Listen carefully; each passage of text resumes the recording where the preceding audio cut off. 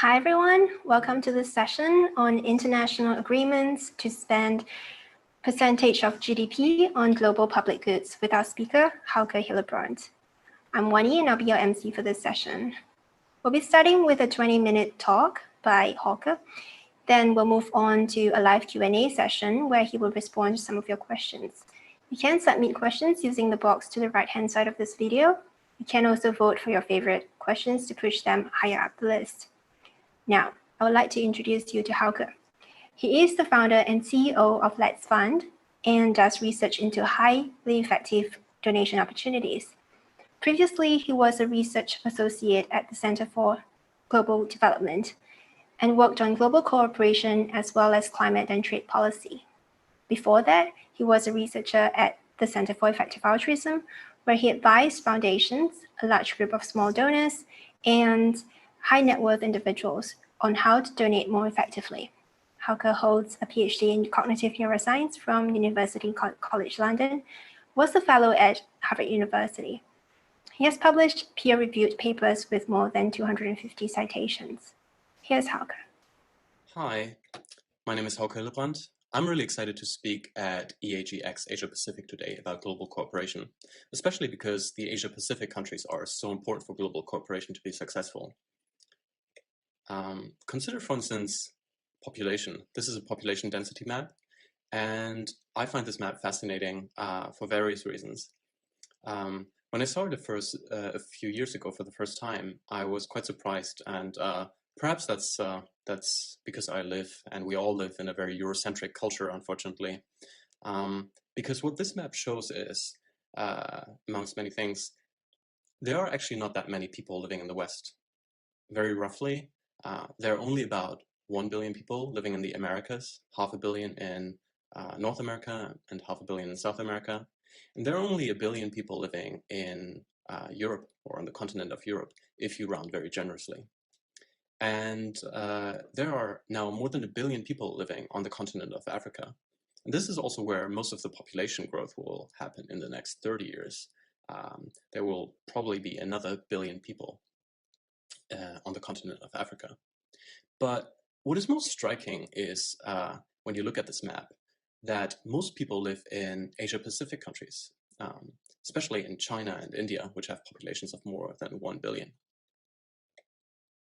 So you can see on this map, it puts it very well. It's from Wait But Why, that more people live in the red regions than in the rest of the world combined, in all the areas in gray. And this manifests in the world economy. World GDP is currently at around $100 trillion per year, the majority of which, 60%, is China, the US, and the EU, with about 20 trillion, 20% each. And then there's India at around 10 trillion, or 10%. But this will change very soon. In just 30 years, India and China are projected to make up about 20% of the global economy each, and the EU and the US's share will decline to only 10% each. So the world is changing quite significantly, and global cooperation will become increasingly important, especially amongst those big four: China, India, the EU, and the United States. So how can we have better and more global cooperation? Well, one crucial policy tool are international agreements or treaties between 2 or more countries. We have very many of these agreements today, more than 500 agreements on the environment, like the Paris Agreement to prevent climate change. And then we have even more agreements on trade, like the RCEP, which was just signed this week, between Asian Pacific countries. This is now the world's biggest free trade deal. But I want to focus today on a very special type of agreement, where countries agree to spend a fixed percentage of their GDP on global public goods, like the agreement of some countries to spend 0.7% of GDP on aid. What are public goods? Public goods are social or collective goods that you cannot easily exclude others from, like clean air. Also, if you consume the good, the public good, it does not affect me consuming it or my enjoyment of consuming it, as is the case with broadcast TV or when you create new knowledge by doing research. I can consume this knowledge and others can too. More technically, public goods have zero marginal cost. And conversely, global public bads affect everyone, like climate change or global pandemics. Pandemics know no borders, as we have learned recently. So today I will review these international agreements to spend a fixed percentage of GDP on things like aid, the military, research, climate change, biosecurity, global governance, etc., and argue that they are particularly interesting and important, and that they touch on many global priorities that are also often discussed in the effective altruism community. And I'll highlight three really consequential properties that these sort of agreements have. The first is they're large in scale. The second is they solve public good problems, such as the free rider problem. And thirdly, and perhaps most importantly, their coupling with growth, or GDP, affects existential risks. I'll close by making the case that we should advocate for countries to agree to all spend 1% of GDP on global risk reduction. So let's just jump right into an example of such an agreement to make things a bit more concrete. In the 1970s, a group of rich countries agreed to spend 0.7% of GDP on aid for poorer countries. And this 0.7% figure is largely arbitrary and based on what was politically doable in the 70s and also on some very outdated economic growth models. But the key point here is that it is still a substantial fraction of GDP that locks in a very steady and significant amount of funding. Global aid spending is now at $150 billion a year. And much of the aid budget can be used very flexibly to finance a range of altruistic projects. The aid budget is, for instance, used to improve economic growth by providing loans to build things like infrastructure, roads, ports, and so on. And some aid is also spent on research grants in advanced economies. So aid funds, for instance, agricultural research to improve crop yields or development economics research and so on. And perhaps most prominently, aid is used to improve global health. It has funded 2 billion bed nets, and it has also funded many vaccination campaigns and other health interventions that have eradicated diseases such as polio and saved millions of lives. Aid can also be used to improve global biosecurity and pandemic preparedness. For instance, countries can decide to give part of the aid budget to the Coalition for Epidemic Preparedness Innovations, which has funded the COVID vaccine. But less than 1% of aid is currently spent on pandemic preparedness. And you might argue, maybe we should spend more, or we should have spent more. So the first property of these international agreements is that they're large scale. 150 billion is a lot of money, especially when it comes in every year. And this is because if many countries agree to spend a fixed percentage of GDP on aid or the military, then this adds up to many billions every year. And so these agreements score very highly on the scale criteria of prioritization frameworks, like those used in the effective altruism community. And I would argue they're enormously important to engage with.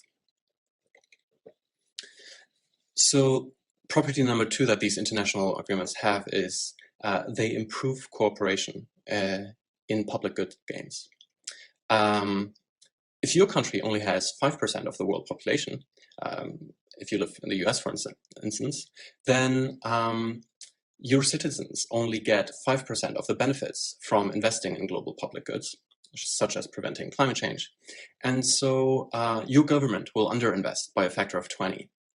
So this suggests that global public goods are undersupplied, underinvested in, and neglected by all countries.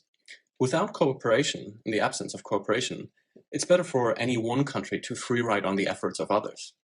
For instance, if China funds a lot of research to find a cure for cancer, then other countries can just free ride on China's efforts.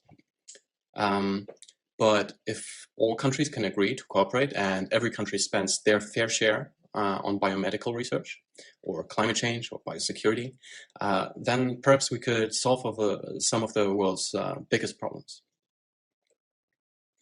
Because the world has a lot of problems and many things are underfunded. For instance, biosecurity is very neglected.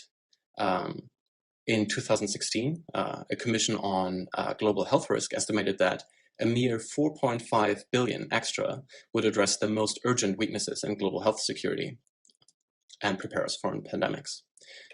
And in 2019, one peer-reviewed study warned about bad coronaviruses from China.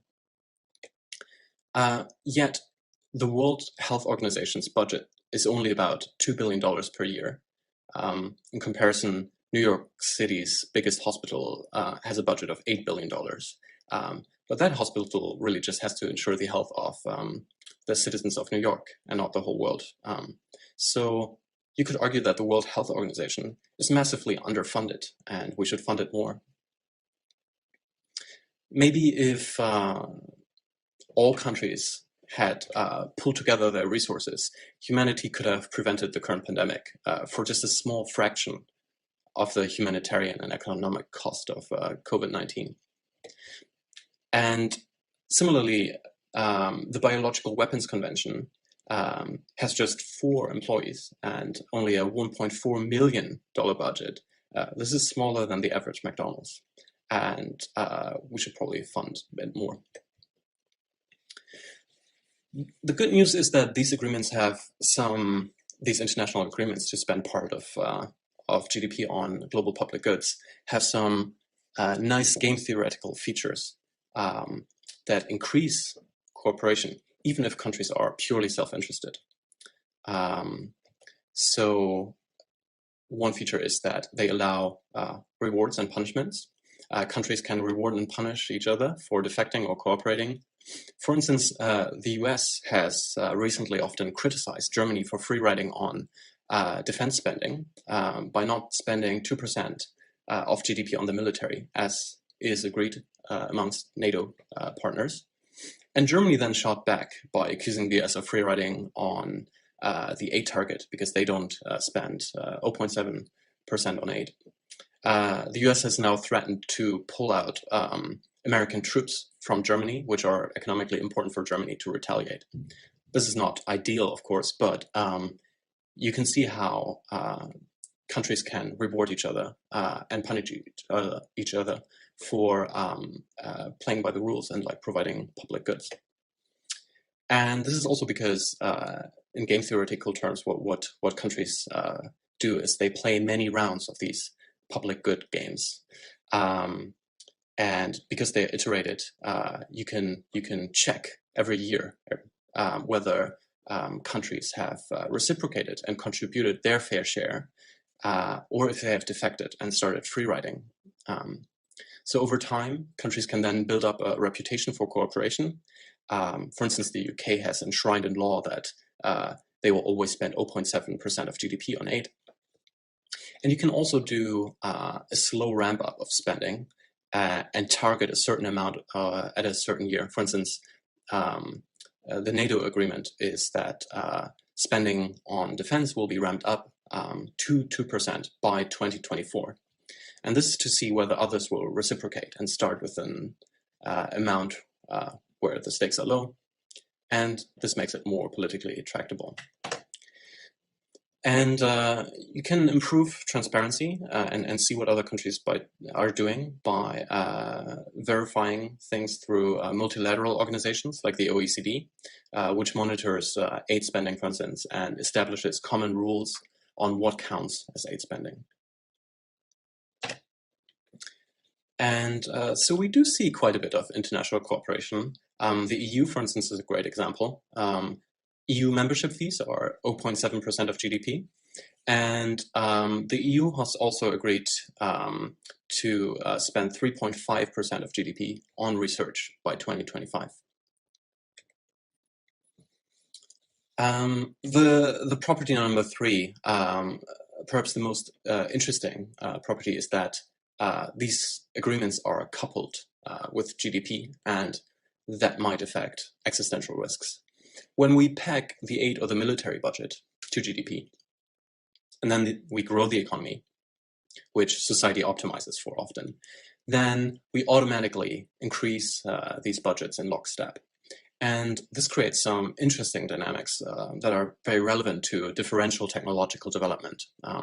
This principle posits that society should retard the development of dangerous and harmful technologies, especially those that raise the level of existential risk, and accelerate the development of beneficial technologies, especially those that reduce existential risks posed by nature or by other technologies. So consider, for instance, the NATO 2% target. National defense is a textbook public good, and it can be an international public good even when allied countries cooperate and combine forces to share the burden of military spending.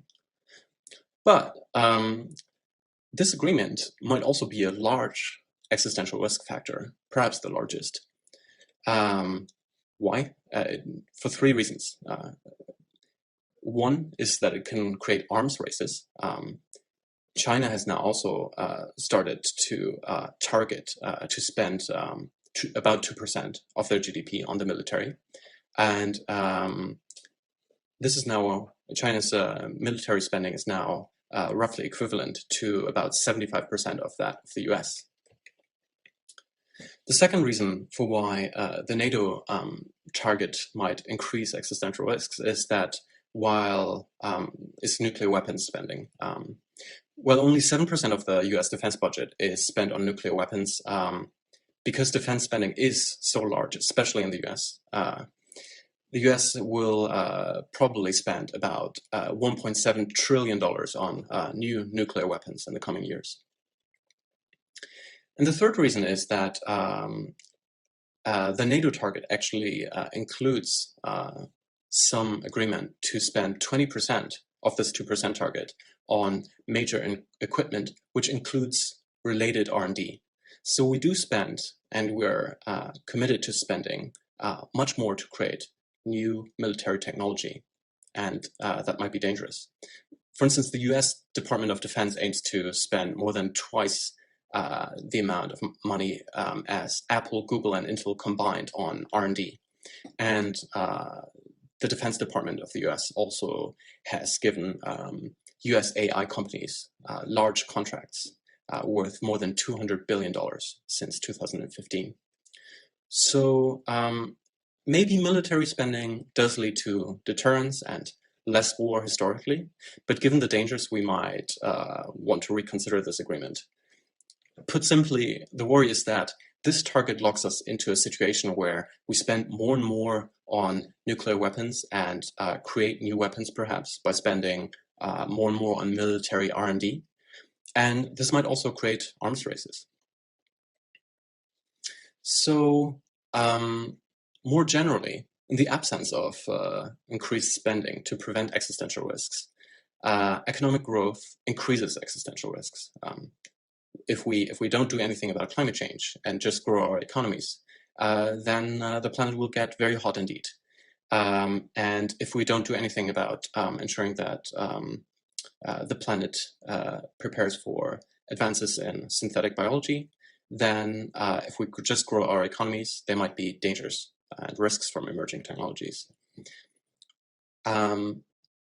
Growth, however, might also increase the amount of spending that we commit to safety, but this can and must not necessarily increase with GDP. If it does, then maybe growth will decrease existential risk. So what I propose is that we spend, and we advocate for spending 1% for global risk reduction, and we get all countries to commit to an international agreement to do so. This might be a very tractable policy to lobby for, as there's now a window of opportunity due to the pandemic and renewed interest in climate change. For instance, a group of emerging economy has recently called for wealthy countries to spend 1% of GDP to prevent climate change. Once we have such an agreement in place, we would lock in long-term global public goods, a large, consistent funding stream to reduce global catastrophic risks, and improve global governance and cooperation. And this would benefit future generations, and it might stabilize our, what Nick Bostrom calls, vulnerable world. For instance, if we had an agreement in place to spend part of GDP to prevent climate change, we would have sustainable growth, and we could just focus on growing the economy. So yeah, if we had the right international agreements in place, like such an agreement to spend an adequate amount of our GDP to reduce existential risks from emerging technologies, then we could safely optimize again to grow our economies as fast as we wanted. So yes, I'm working on this topic, and if you would like to collaborate, please get in touch. Thank you very much.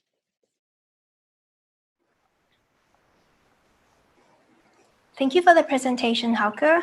If anyone wants to take a closer look at Hauke's write-up related to this presentation, including the citations, click on the link on Swapcard viewed on the EA forum.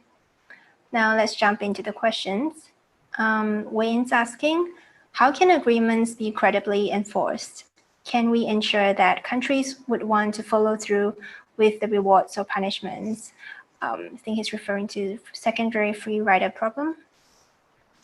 Yeah, that's an excellent question. I think this is like an outstanding question that requires more research, but there are definitely ways to get people and incentivize countries and policymakers to contribute to these international agreements. So generally, like public goods, like funding the WHO, for instance.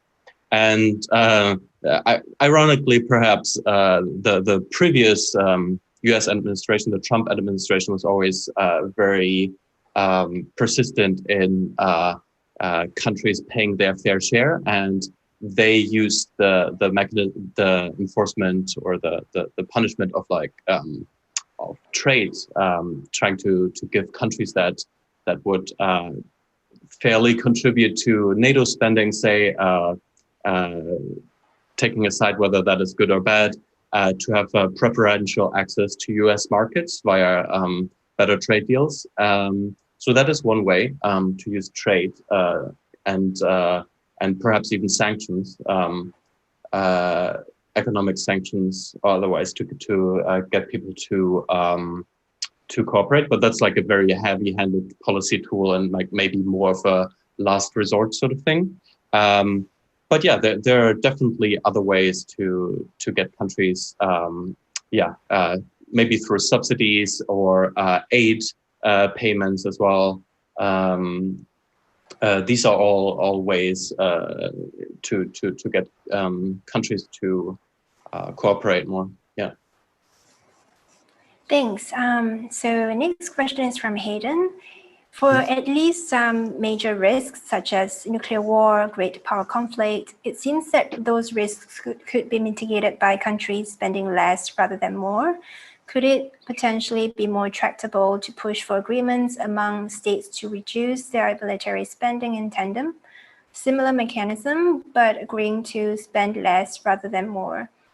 He gave another example, government spending their research funds on the riskier parts of biotechnology. Yes, absolutely. This is a great question, and it's true.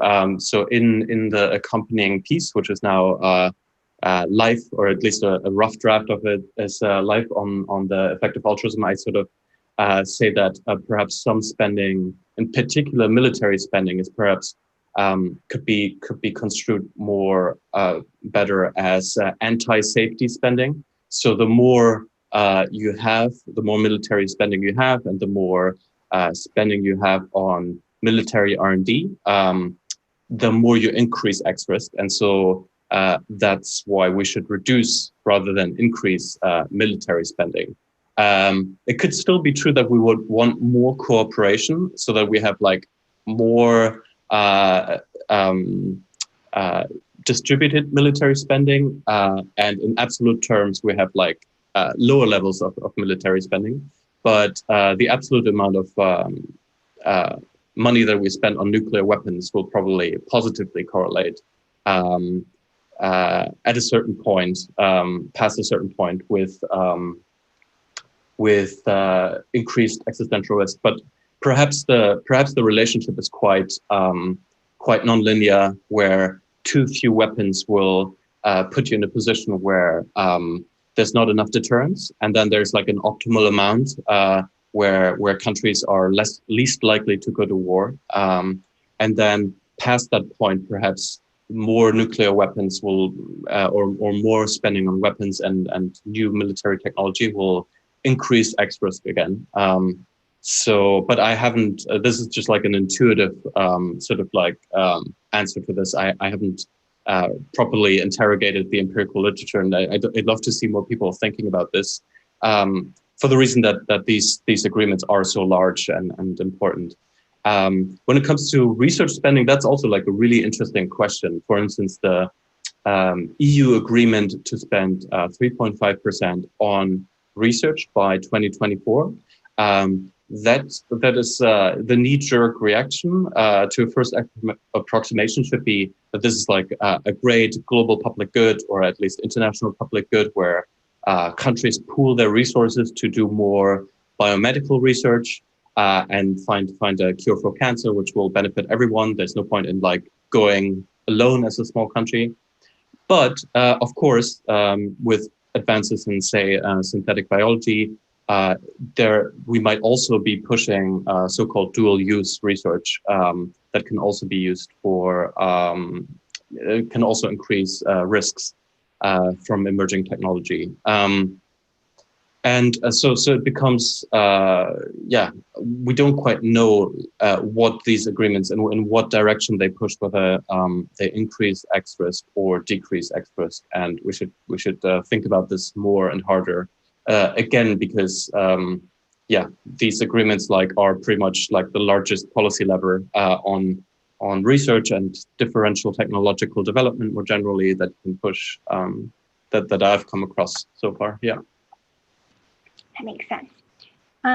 There's one more question on if just China, India, and other nearby Asian countries hold 50% of the global population, wouldn't they as a group have sufficient incentive to fund at least the most cost-effective global public goods, since they internalize 50% of the effects of all humanity?